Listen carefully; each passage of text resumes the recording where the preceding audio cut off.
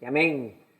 Durante esta semana, como iglesia local, hemos intensificado, ¿verdad?, mucho más el tiempo de búsqueda del Señor y, como sabéis, hemos pasado esta semana orando de una manera muy específica por este día también, pero sobre todo para que el Señor haga cosas nuevas en nuestros corazones. Amén. Para que nos despierte. Y hay algo que el Señor está poniendo tanto en el pastor Antonio como en mi corazón, y seguro que ya está pasando en algunos de vosotros, y es la necesidad de que haya un verdadero avivamiento en medio nuestra. Un avivamiento que realmente impacte primero a la iglesia desde adentro, pero después que impacte allí fuera, al mundo. Así que necesitamos un avivamiento, hermano. Necesitamos un avivamiento. Cuando hablo de avivamiento, un avivamiento general. Esa misma necesidad se hallaba en los discípulos de Jesús y en las naciones del Imperio Romano en aquel tiempo. En el capítulo 1 de Hechos, Lucas nos expone la gran comisión que se le había dicho a los discípulos. Ser testigos, ¿pero dónde? Jerusalén, Judea, Samaria y hasta lo último de la tierra. Ser discípulo es la misión de la iglesia.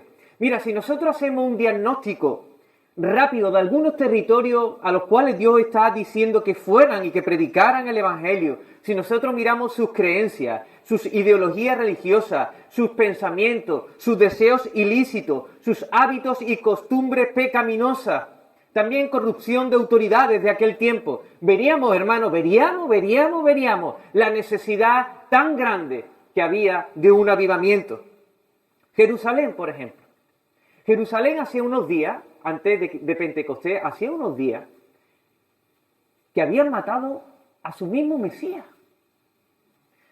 Se reunieron los fariseos, todos, los saduceos, llevaron a Jesús ante las autoridades romanas, los romanos se unieron con los judíos, pero es que después también se apuntó el pueblo judío.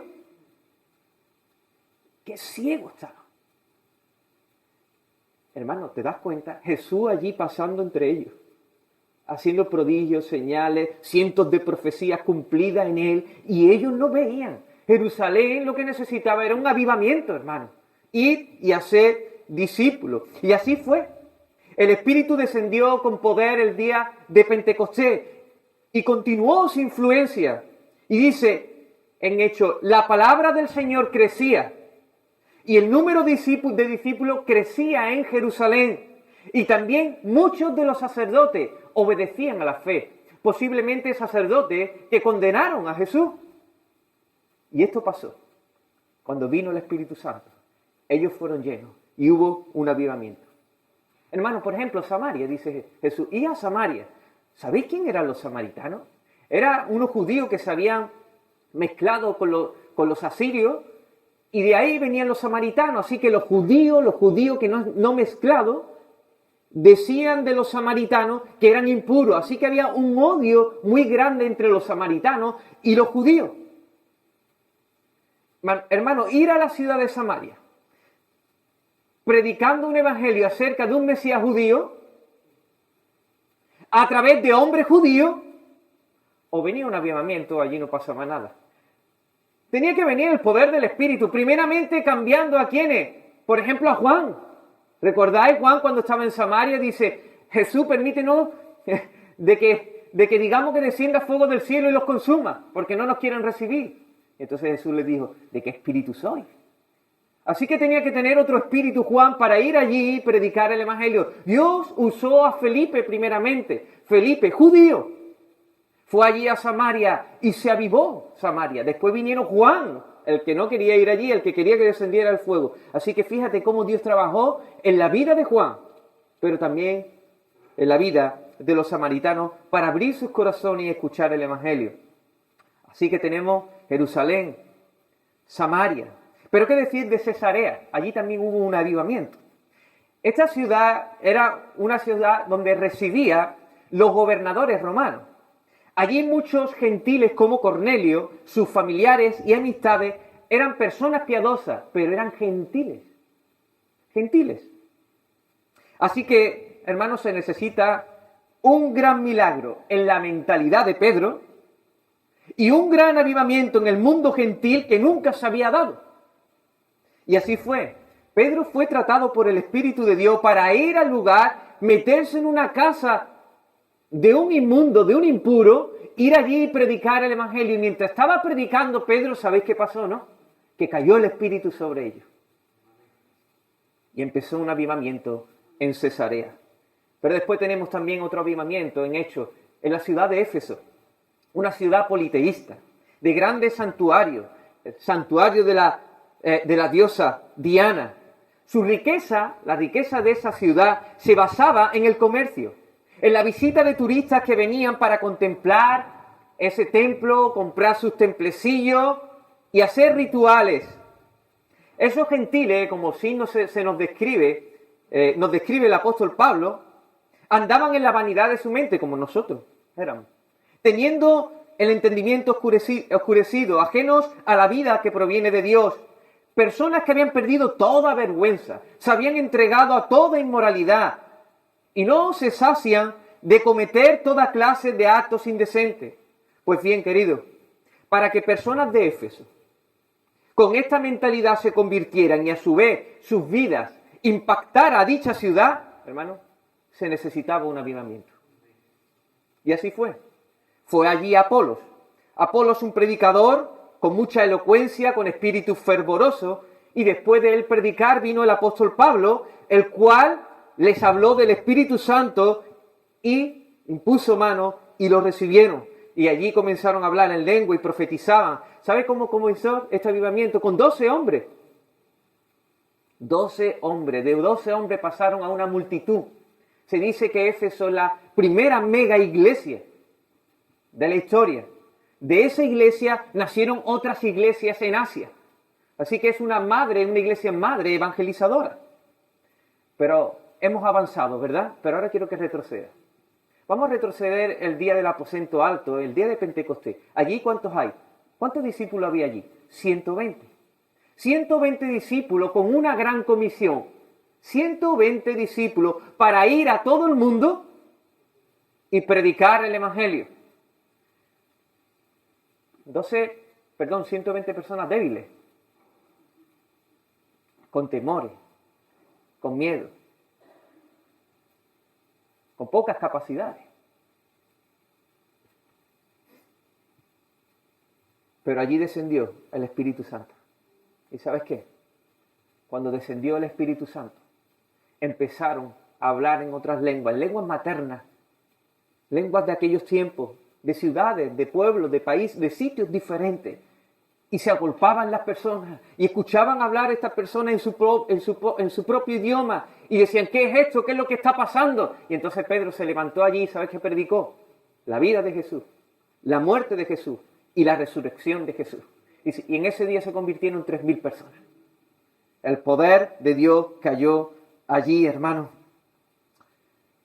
¿Sabéis qué? Es cierto, en cierto sentido, el evento de Pentecostés es un evento único, irrepetible. ¿Por qué? Porque es el cumplimiento de la promesa a Abraham, la inauguración del cumplimiento de que en él serían benditas todas las naciones.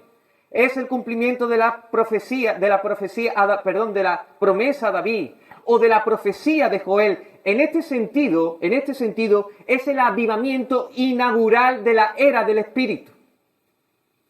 Ahora bien, hemos dicho que en cierto sentido Pentecostés es un evento único, pero en otro sentido hay elementos allí que son repetibles, cosas que Dios sigue haciendo. Pentecostés es como el terremoto inaugural, pero ¿qué pasa con el terremoto? Que después hay réplicas. Y esto es lo que vemos. Hay réplicas donde en Éfeso, hay réplica en Cesarea, hay réplica y sigue. Y a lo largo de la historia ha habido avivamientos, réplicas de ese avivamiento inaugural. Queridos hermanos, nuestro llamado es grande. Es grande, el más alto, el más sublime. Y hacer discípulos a todas las naciones. Y miramos nuestro continente europeo, por ejemplo, o miramos nuestro país, España, O miramos nuestra ciudad, Jerez de la Frontera, y si nosotros examinamos detenidamente sus pensamientos, sus deseos ilícitos, sus creencias, ideologías, sus hábitos, sus costumbres pecaminosas, la cantidad de personas que no quiere nada de Dios, y si encima miramos el estado en el cual se encuentra la iglesia del Señor en este tiempo, mira, debemos reconocer que necesitamos un avivamiento, hermano. Necesitamos un avivamiento. Como Dios no irrumpa y venga una réplica de Él, podemos predicar y predicar y predicar, pero o viene el Señor o no hay nada, hermano. O intensifica el Señor su fuerza, su poder, su espíritu, no hay nada. Así que en el día de hoy vamos a ver dos cosas. ¿Por qué? Porque muchas veces hablamos de avivamiento, pero estamos muy confundidos acerca de lo que es avivamiento. Hay mucha gente que a ciertos moveres le llama avivamiento y ahí no hay nada. No hay nada de Dios. Es puramente todo humano. Iglesias llamándose avivamiento. Entonces, si vamos a un avivamiento, ahora vamos a ver qué es realmente un avivamiento. Así que vamos a definir qué es un avivamiento. Y cuando hablo avivamiento general. Esto, lo que pasa en hecho y viene el Espíritu Santo, lo vamos a ir viendo. Amén.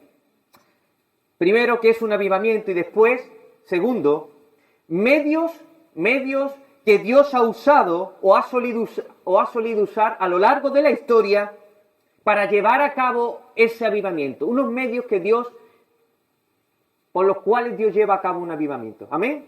No pasa nada, lo volveremos a repetir. Ahora bien, ¿qué es un avivamiento? ¿Cómo podemos definirlo? Muy bien, yo he observado algunas definiciones, he observado algunas características similares en los avivamientos y he dispuesto una definición que trataremos de desarrollar a posteriori, ¿vale? Para tener un poco más exacto esa definición de avivamiento. Así que ahí voy. Es compleja, complicada. Os la pasaré, si queréis, me lo decís, pero vamos a intentar estar atentos porque es larga. El avivamiento es un acto soberano, subraya bien, poderoso y milagroso de Dios. Consiste en un periodo de bendición inusual, por medio de una intensificación de la operación del Espíritu. No ha acabado, ¿eh? Rompiendo los diques que se levantan contra su ministerio de convicción de pecado, conversión y santificación en comunidades enteras, incluso levantando la moralidad de la sociedad próxima al lugar donde ha ocurrido dicho avivamiento, siendo de esta manera el nombre de Dios glorificado. Amén. Lo voy a repetir rápido, ¿vale?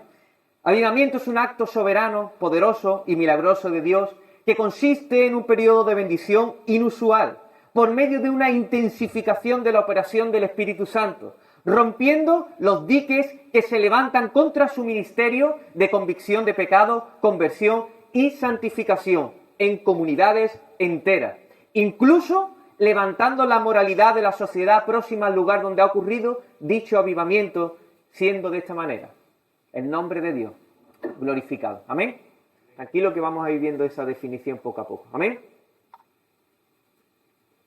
¿Qué es un avivamiento? Primero, un acto soberano, poderoso y milagroso de Dios. Amén.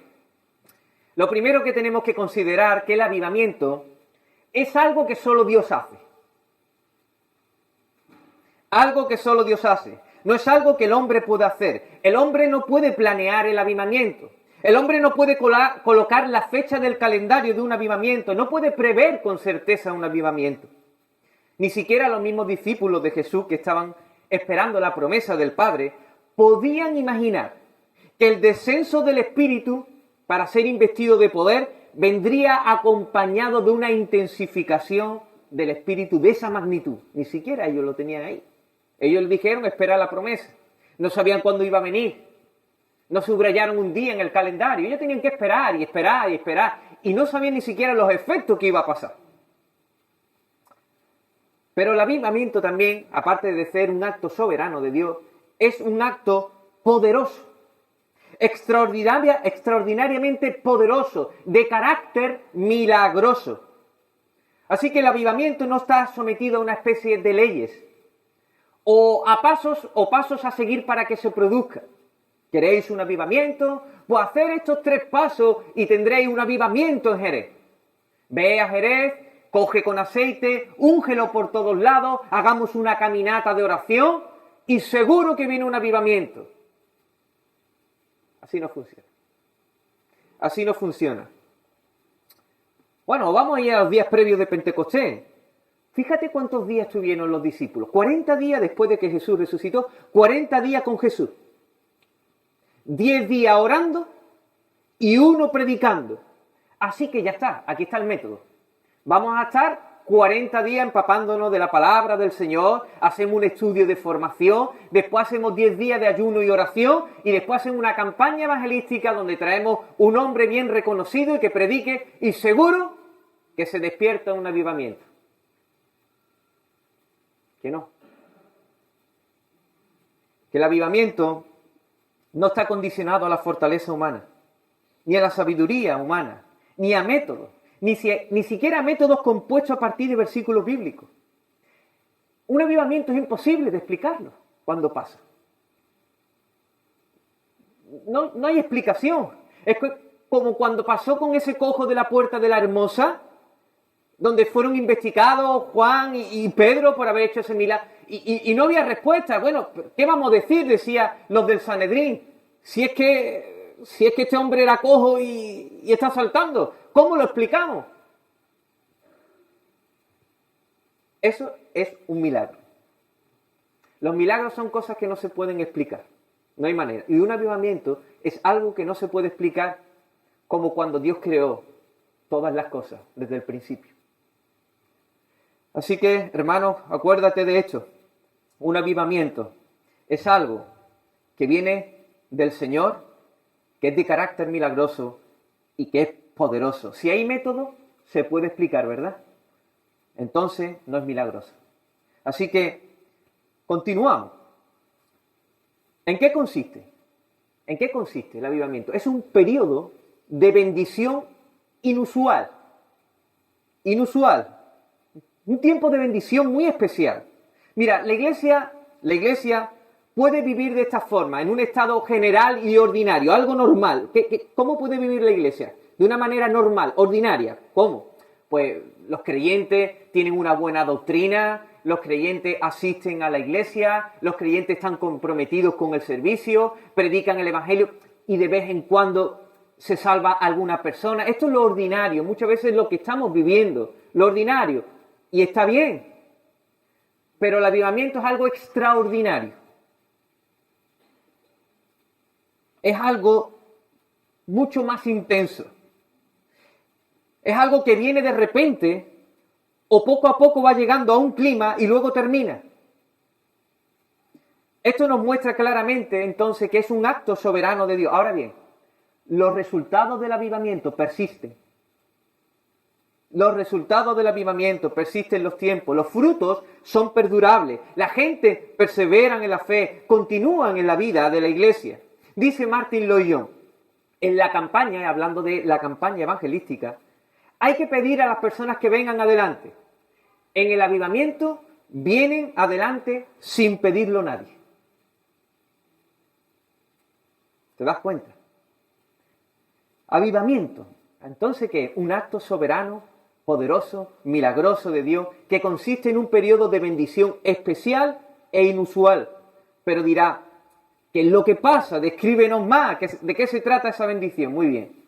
Pues hemos dicho que es una intensificación de la operación del Espíritu Santo. ¿Sabéis qué es esa palabra? Intensificación, aumento, potencia, no sé, subir de una marcha a la sexta.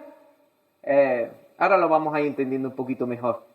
Es un tiempo donde se intensifica. No estamos hablando solo de un momento donde alguien habla en lengua, o no estamos solo hablando de un momento donde Dios sana de una manera milagrosa en un momento específico, o alguien da una palabra profética en un momento. No, es mucho más que eso.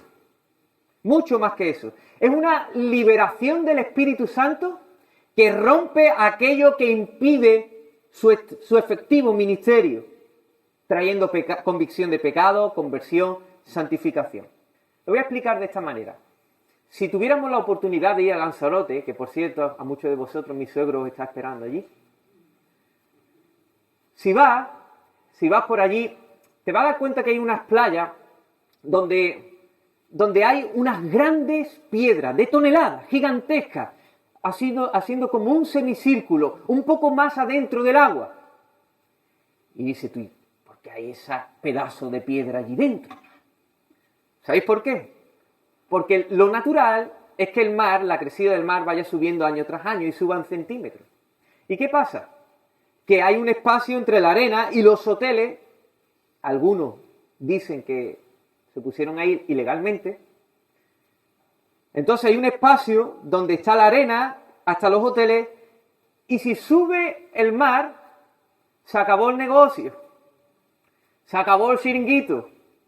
Se le desmontó todo. Así que tienen que poner muchas piedras, ¿para qué? Para, de una manera ahí, aguantar, ¿no? Es una acción, esas piedras lo que hace es que realmente se quede allí todo parado, el agua no crezca y puedan seguir teniendo todas estas cosas. Así que las piedras tienen la acción de aguantar, de resistir, de oponerse a la crecida natural de las aguas. Esta imagen quiero equipararla con los diques, las grandes piedras que se levantan y que levantan los cristianos, o los cristianos nominales, o los impíos, para seguir en sus pecados. Piedras de justificaciones, de excusas, de deseos desordenados, de incredulidad. Esos diques, esas piedras, resisten al ministerio de convicción del Espíritu Santo, de santificación del Espíritu Santo. Pero ¿sabes qué? Cuando Dios dice, se acabó, ahora va a haber algo que no lo va a aguantar nada, porque voy a mandar mi poder, y en su soberanía manda un avivamiento, intensifica la operación del Espíritu, que vendrá como si fuera una marea poderosa, como un tsunami, que hará trizas todo tipo de dique, y se disfrutará de un tiempo de bendición inusual, especial. Necesitamos un tsunami, hermano. Un tsunami. Que el Señor intensifique la operación de su Espíritu Santo. Vemos el mundo, vemos cómo está, vemos cómo estamos nosotros. Y decimos, Señor, cuántas palabras he escuchado, cuántas predicaciones. Y sigue habiendo ahí en mi corazón cosas que hace que me oponga a tu Espíritu. ¿Qué pasa aquí? Oh Señor, trae un avivamiento. Intensifica la operación de tu Espíritu en nosotros. Amén.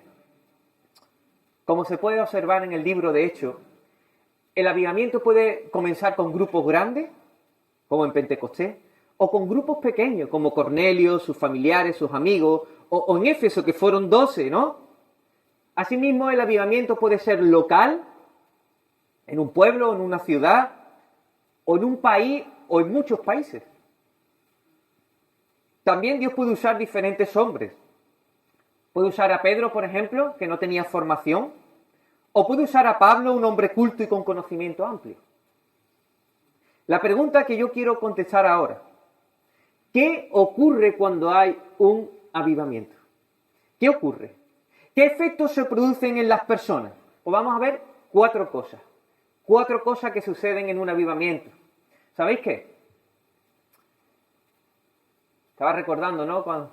Y podemos recordar que hemos estado en tiempos de Reyes, ¿no? Día de los Reyes, y le ponemos a nuestros hijos una revista, ¿no? A lo mejor, para que elijan y los juguetes, ¿no? Que ellos quieren. Así que tú le pones ahí la revista y como te dé la vuelta, la he hecho círculo a casi todas las páginas, tiene un círculo de algo. Mira, hermano, si el Señor nos dijera, ¿qué queréis? Mirad la palabra. ¿Qué deseáis?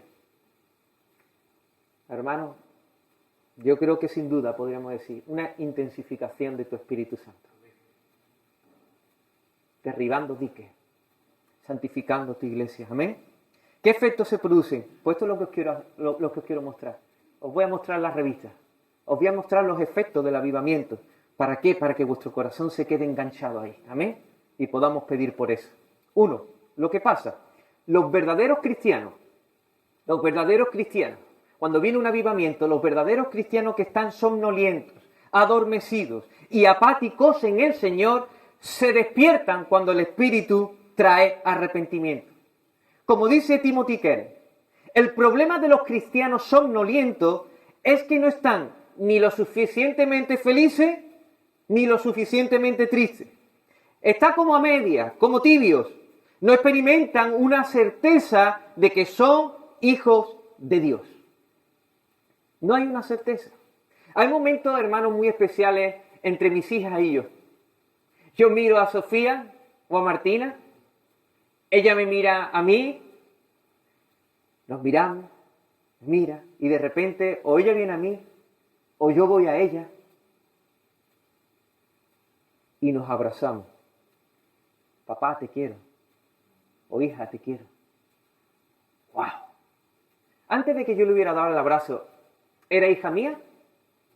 Después, ¿era más hija que antes? Legalmente era mi hija. Pero cuando nos abrazamos, mi hija siente el amor del Padre. Lo experimenta. ¿Sabéis qué? Somos hijos de Dios por medio de la fe. Pero cuando viene un avivamiento, lo experimentamos. Experimentamos el abrazo del Padre. Experimentamos el calor del Padre. La certeza de que estamos en sus manos. Eso es lo que pasa cuando viene un avivamiento, querido. Experimentamos la seguridad eterna de salvación, de ser hijos de Dios, la grandeza del amor del Padre. Necesitamos un avivamiento, hermano. 2. No solo los cristianos son afectados por la venida del Espíritu con poder, sino que además los cristianos nominales, y cuando digo cristianos nominales, cristianos, pongo entre comillas, son personas que sí que dicen que Jesús es el Señor y pueden estar en medio de las congregaciones nuestras, pero no han tenido una verdadera conversión. Cristianos nominales, pues cuando viene el Espíritu Santo se convierten. Cuando se intensifica de esta forma el Espíritu, comienzan a venir personas confesando, diciendo, yo tenía una doble vida. Me he dado cuenta que no había entendido el Evangelio. Ellos experimentan convicción de pecado, no se justifican, reconocen su bancarrota espiritual, no tienen remordimiento, sino que realmente ahora tienen arrepentimiento. No están preocupados por las consecuencias del pecado, sino por haber atentado contra un Dios santo. Por fin sus ojos ven al Rey. Ya entienden de verdad. No se proponen hacer una lista de cosas para ser cristianos. No funciona así. Se dan cuenta que ser cristianos es por pura gracia de Dios. No confían ya en sus obras religiosas, sino que confían completamente en Cristo, en la salvación que Él ofrece, en la entrega completa de Cristo en la cruz del Calvario. ¿Y sabe qué es lo que pasa? Que se entregan por fin, en cuerpo y alma. Se entregan en cuerpo y alma al servicio de Dios, por gratitud. Eso es lo que pasa cuando viene el Espíritu Santo de esta forma. Tercera cosa que pasa. Los cristianos nominales se han convertido. Los cristianos por fin despiertan de su apatía, son despertados y son conscientes de una manera muy especial de la presencia de Dios. Sienten un temor reverente, tienen celo por Dios, por la santidad. La iglesia por fin se hermosea, es purificada de un evangelio legalista y libertino, y ahora hay mucho gozo, asombro reverente. La iglesia se vuelve silenciosa porque ya no chismea, ni pelean.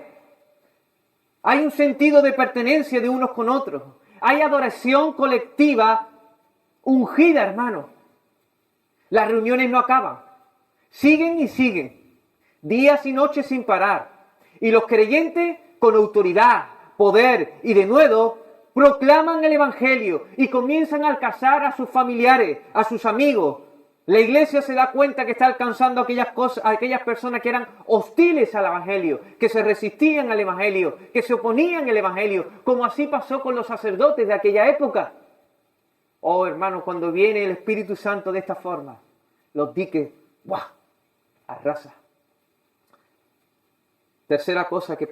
Cuarta cosa que pasa, y la última. Ahí no queda todo. Cuando el Espíritu Santo viene con poder, ¿sabéis qué pasa? La misma sociedad próxima allí al lugar donde ha pasado el avivamiento, hay un levantamiento moral y una ética. No quiere decir que la moral fuera totalmente cristiana, pero sí que es afectada por el cristianismo. ¿Sabéis por qué? Porque los cristianos comienzan a salar. Y eso influye en la sociedad. Esto es lo que pasó en Éfeso, en la ciudad de Éfeso. Comenzó con 12 hombres a través del ministerio de Pablo. Vemos cómo personas dejaron las prácticas esotéricas, la magia, la brujería. El mismo negocio de los mercaderes corría el riesgo de hundirse, porque la gente se estaba dando cuenta de que eran dioses falsos. Fijarse lo que estaba pasando en aquel sitio. Así que hay un levantamiento de ética, de moral, cuando sucede un avivamiento. Cuando ha pasado avivamiento, no recuerdo dónde fue, tuvieron que cerrar las cárceles, no había nadie en la cárcel. Hermano, te estoy contando cosas y quiero que investigues acerca del avivamiento, porque te vas a quedar maravillado de las cosas que pasaban. Cosas inexplicables. Es que es inexplicable. Y eso lo hace el Señor. Y seguro que está dispuesto a hacerlo. No sabemos cuándo, cómo, pero Dios quiere seguir glorificando su nombre. Amén. Querida iglesia, amados hermanos, ¿no cree que sería maravilloso que Dios enviara un avivamiento? ¿No cree que estamos urgentemente necesitados de un avivamiento? ¿Qué sucedería, hermano, si el Espíritu Santo llegara con una marea extraordinaria y poderosa, destruyendo toda obra perversa que resiste el ministerio del Espíritu? ¿Cómo estamos, hermano? ¿Estamos tibios? ¿No eres ni demasiado feliz, ni te sientes lo demasiado triste para decirle al Señor, no me moveré de aquí hasta que me bendiga?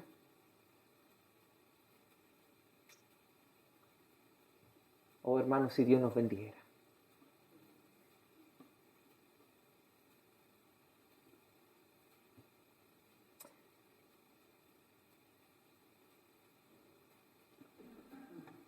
Si el Señor nos bendijera, seríamos despertados. Sentiríamos el abrazo del Padre, diciendo, te amo. Tú eres mi Hijo, en el cual me deleito. Lo experimentaríamos, estaremos tan seguros de su bondad, de su amor. Las personas autoengañadas en cuanto a la salvación de su alma, que creen que van al cielo, pero se darán cuenta en un día van a estar en el infierno, por fin despertarán. Por fin verán, por fin abrirán sus ojos. Oh, hermanos, si el Señor nos bendijera con una bendición inusual, la iglesia, ¿sabe qué? Se hermosearía. Vendrían personas a ver qué está pasando en medio nuestra. Nuestra sociedad sería preservada en cierta proporción de la corrupción del pecado. ¿Y sabes qué? Sobre todo esto es lo que pasaría, que es lo mejor. El nombre de Dios sería glorificado. El nombre de Dios sería vindicado de una vez. Amén. Qué bueno que el Señor trajera un avivamiento. Amén. Puedes decir, Isaías, vale, tú me has dicho que el avivamiento es un acto soberano del Señor. Entonces solo nos queda esperar, ¿no? Nos cruzamos de brazos. Es verdad, hermano, que nosotros no podemos forzar ni manipular a Dios para que envíe un avivamiento, pero nunca un avivamiento ha venido sin que su pueblo haya hecho algo anteriormente. Nada de lo que hagamos garantiza un avivamiento, pero tampoco va a haber un avivamiento si hay ciertos medios, que Dios usa para llevarlo a cabo. ¿Me vais entendiendo? Siempre Dios está usando algo. Es como Elías. Elías manda a pedir a Dios que mande fuego del cielo. Pero él no se queda con los brazos cruzados, él prepara el altar. Y confía de que Dios enviará fuego del cielo. Así mismo, hermano, nosotros podemos preparar el altar en el día de hoy. En estos días próximos. En estos años próximos. Porque hay medios que Dios usa para llevar a cabo un avivamiento. Vamos a ver 4 cosas. Y espero ir rapidito. Primero, nos tenemos que preguntar, ¿por qué queremos ver un avivamiento?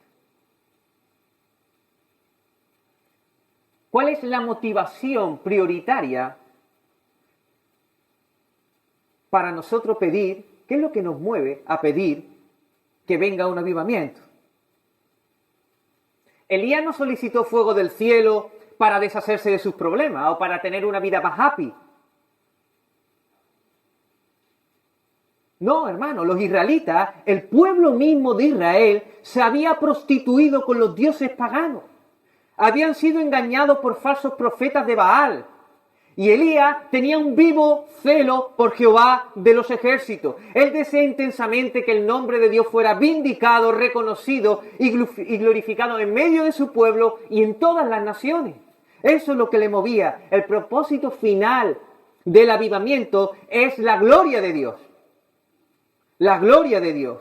Dice Nancy Leigh DeMoss, Dios no va a enviar un avivamiento a aquellas personas cuyas motivaciones de corazón sea el construir o afianzar su reputación personal, o su ministerio, o buscar bendiciones para sí mismos, si no funciona. Hermano, nosotros no buscamos el avivamiento para ser feliz. Ahora bien, si tu felicidad es que el nombre de Dios sea glorificado, entonces prepara el altar, hermano. Si ese es tu gozo, hermano, prepara el altar. ¿Por qué? Porque estamos llamados a buscar nuestra alegría, nuestra felicidad en Dios.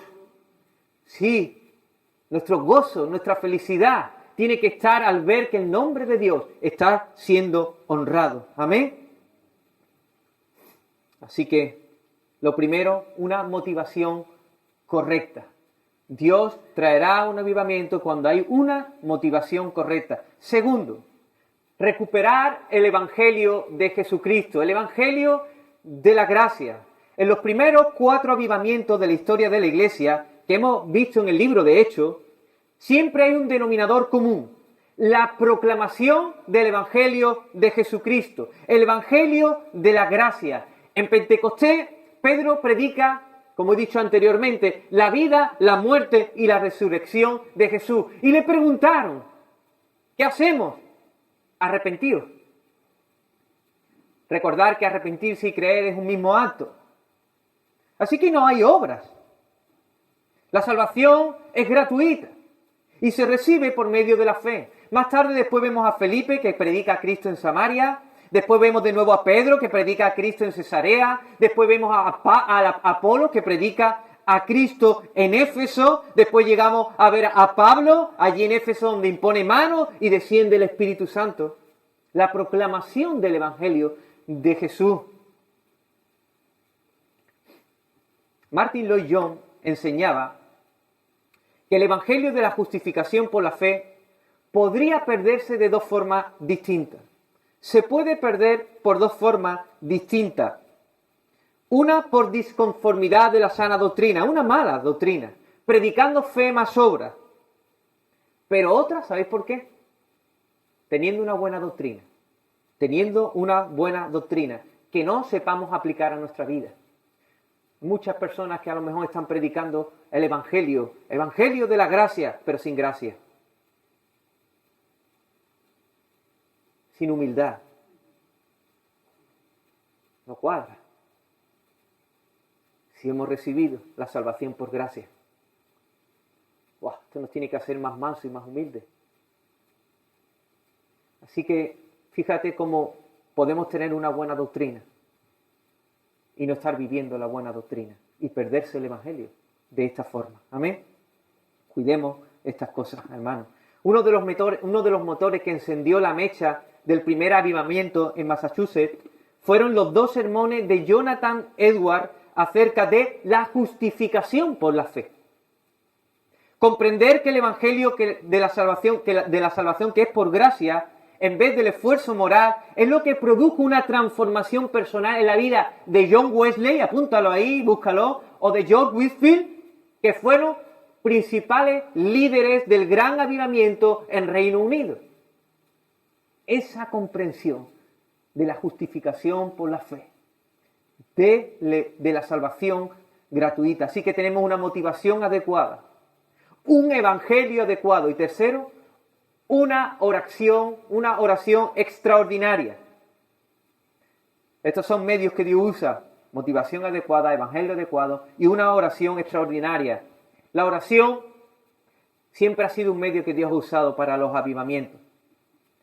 Cuando digo extraordinaria, quiero decir que somos conscientes de la necesidad tan grande que tenemos, de la urgencia tan grande que tenemos, de que haya un derramamiento especial del Espíritu de Dios.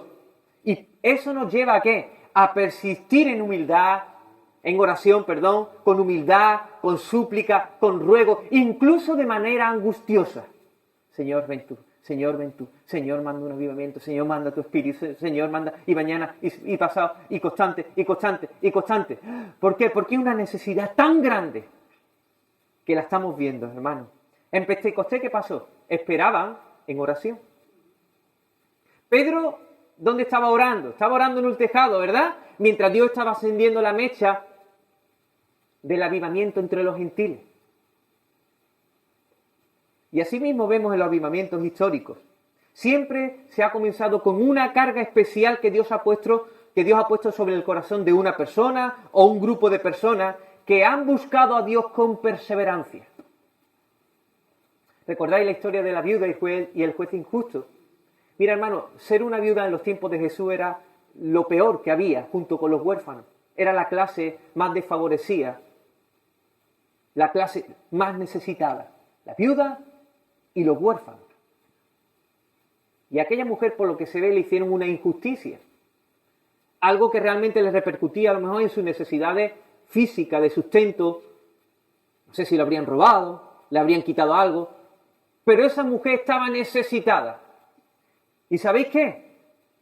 En un sentido, el problema de ella era que su única esperanza era un juez malvado, que no estimaba a los hombres ni los valoraba, altivo. Pero es tan grande su necesidad que le da igual ir allí, humillarse ante ese juez injusto y decirle, hazme justicia. Pero no hace caso. Pero es tan grande su necesidad que va de nuevo y le dice, hazme justicia. Y nada, sigue sin hacer nada. Pero ella insiste y ruega y suplica y pide y busca y llama. Y dice, este juez malvado, mire, por pesada le voy a hacer justicia. Qué diferente es nuestro Dios a este juez malvado e injusto. No tiene nada que ver. Nosotros tenemos un Padre bueno que está deseándonos dar cosas buenas. Su mano está abierta. Él desea darnos cosas, desea darnos más de su espíritu, hermano.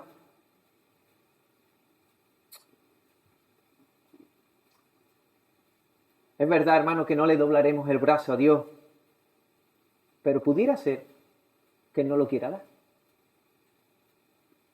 ¿Recordáis a Jacob? Que luchó por la bendición de Dios. ¿Contra quién luchó? ¿Contra Dios?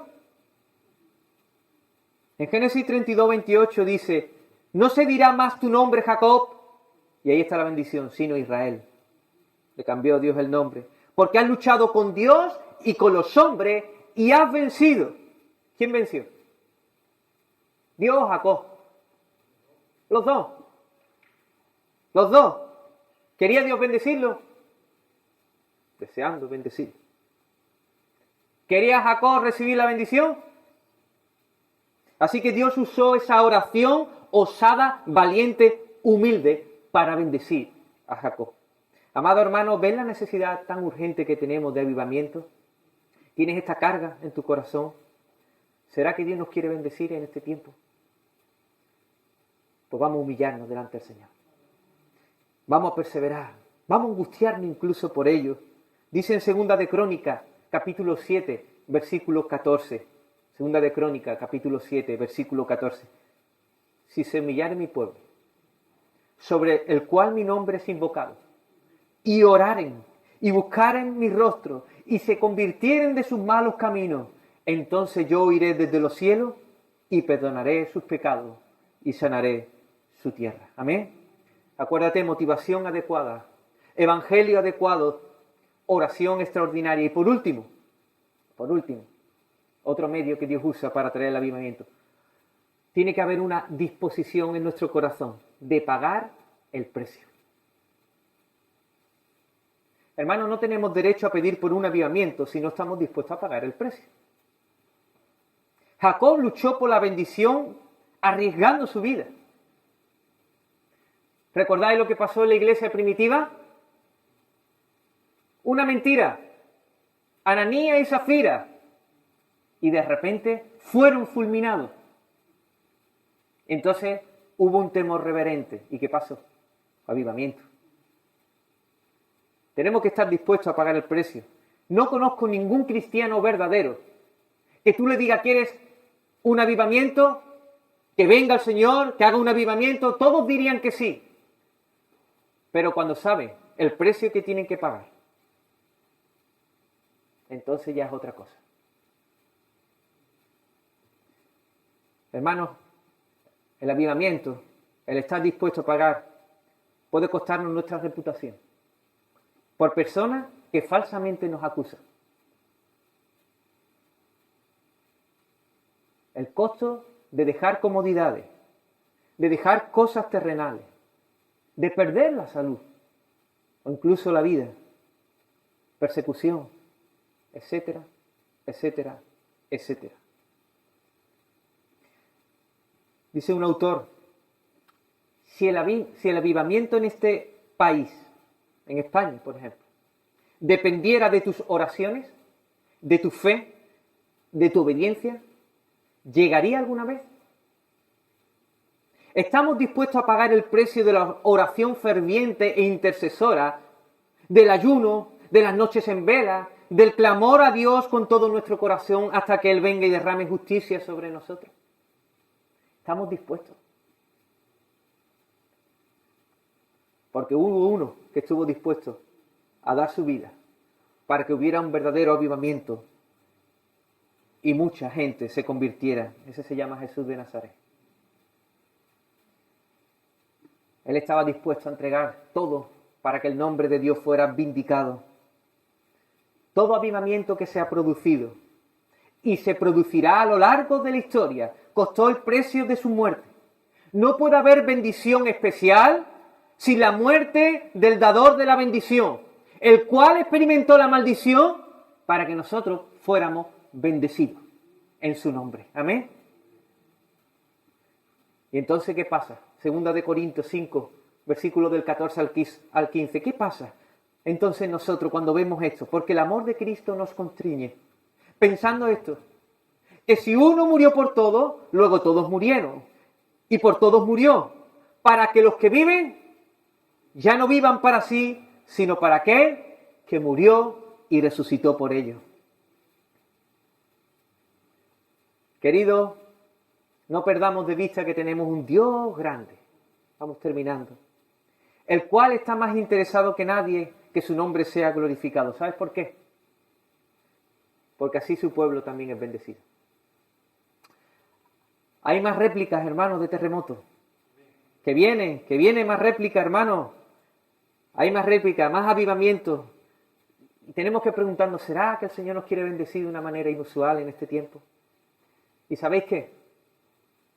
Ya sea, hermanos, que Dios mande un avivamiento general o no, solo por el hecho de preparar el altar, ¿sabe qué va a pasar en tu vida? Avivamiento personal. Ese sí es un avivamiento que depende de nosotros. Porque el Señor nos dice, sé lleno del Espíritu, y el Espíritu intensifica sus efectos cuando nosotros estamos con una motivación adecuada, con un evangelio adecuado, con una oración adecuada y dispuesto a pagar el precio. Hermanos, el Señor quiere darnos más de su Espíritu. Amén. Motivación adecuada. ¿Cómo podemos tener la motivación adecuada? Mirando a la cruz, mirando a Jesús, de cómo murió por nosotros. No te mires a ti mismo, no mires tus posibilidades. ¿Yo quién soy para una viva? No te mires a ti, tus capacidades, tu trayectoria. Mira a Jesús, lo que el Señor hizo. Esa es la motivación, lo que te va a llevar a pedirle y a decirle, Señor, trae un avivamiento. Amén. Segundo, evangelio adecuado. Así que conoce el evangelio, profundiza en él y aplícalo a tu vida. Aplica el evangelio a tu vida. Tercero, ora con perseverancia, con humildad y con solicitud. Y cuarto, paga el precio. Paga el precio. Así que toma resoluciones. Di, ¿qué tiempo puedo sacrificar? Mi programa favorito lo sacrifico para orar por avivamiento. Amén. Sacrifico el tiempo de una comida, de un día a la semana para estar con Dios. Pues puede hacerlo. Pídele en este tiempo al Señor que te muestre la necesidad de una visitación especial. Ruégale que descienda con poder. Amén. Y despréndete de cosas, hermano. De cosas que te distraen de tener una verdadera intimidad con Dios. Amén. Os dejo un texto precioso en Isaías, capítulo 64, versículos del 1 al 2. Dice, ojalá, dice al Señor, ¿no? Ojalá rasgaras los cielos y descendieras. Las montañas temblarían ante ti, como cuando el fuego enciende la leña y hace que hierva el agua. Así darías a conocer tu nombre entre tus enemigos y ante ti temblarían las naciones. Amén. Le pidamos al Señor que ojalá rasgue los cielos y Él descienda. Amén.